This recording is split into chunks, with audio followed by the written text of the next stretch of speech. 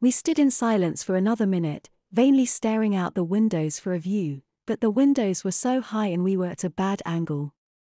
It was all street lights. Both of us went white-knuckled for a moment as the bus jumped a bit. "Sorry folks," the driver called back. Then more softly, he said to us, "Sorry you too."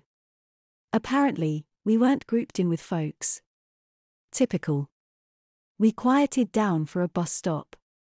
Just long enough so that the hum of the engine would cover up our conversation. "She's a wife, too," I said, looking over to Catherine. "What do you think happened to her husband?" My wife kept looking straight ahead. "If he's smart, he's probably taking their kids and running out of town." She must have seen the hurt in my eyes. "Would you want to see me all dolled up and diapered like that? Sucking on a Parky and calling somebody daddy?" "I'd want to rescue you," I said. "Run away with you. There'd be an off chance you'd go into Bof's room. I'd spring you from there and we'd fade away into the sunset." Catherine's face took on a shade of condescension. "More likely we'd end up as twins. They'd just say we were from similar backgrounds, or something." Then she added, "The only time we'd see each other naked is changes or bath time." "So you wouldn't want me to try and rescue you?"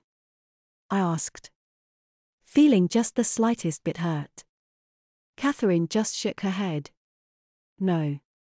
I'd want you to take our kid and run." "Kid?" She said she was a mother, remember? I clamped my jaw for a second. Yeah, I remember." I paused. "But wouldn't you want me to rescue you even more, then? So the kid could have a mother?" "That lady was far too gone," Catherine replied. "Kid can get a new mother." I scoffed at that.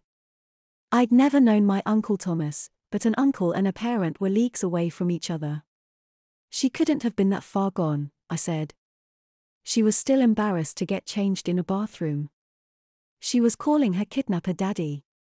I've seen a lot worse. One hand on the pole, Catherine tucked her other one and the box of leftovers into her armpit. It was the closest she could manage to crossing her arms. "I bet you've seen a lot worse." She didn't say it out loud. She didn't have to. I felt like such a tool just then. Such a good little helper. I looked away. We got quiet again. Too quiet. The humming of the bus filled in the void of our conversation.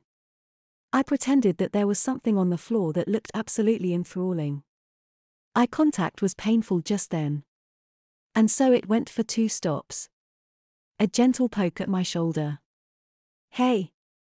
Catherine's voice was soft and sympathetic. I looked up. "Hey." She mouthed the words, "I'm sorry." I mouthed back, "I'm sorry, too." Her forehead nuzzled against mine. I could still smell the barbecue sauce on her breath. Felt the light glistening of sweat on her skin. "We're all just doing what we can to get by." I nodded, feeling her kind of nod with me in the same way that 2 gears make each other turn. We completed each other. "Yeah," I agreed. "It's all we can do. And I think you're doing a good thing." "Yeah. My students are good kids. I hope they grow into good adults." "I meant with both," Catherine whispered. "You've told me the stories about littles in your timeout corner. You're kinda like one of those counselors for people with terminal cancer." That left a sour taste in my mouth. Sad part was, I know Catherine was trying to be supportive. "I help how I can," I whispered.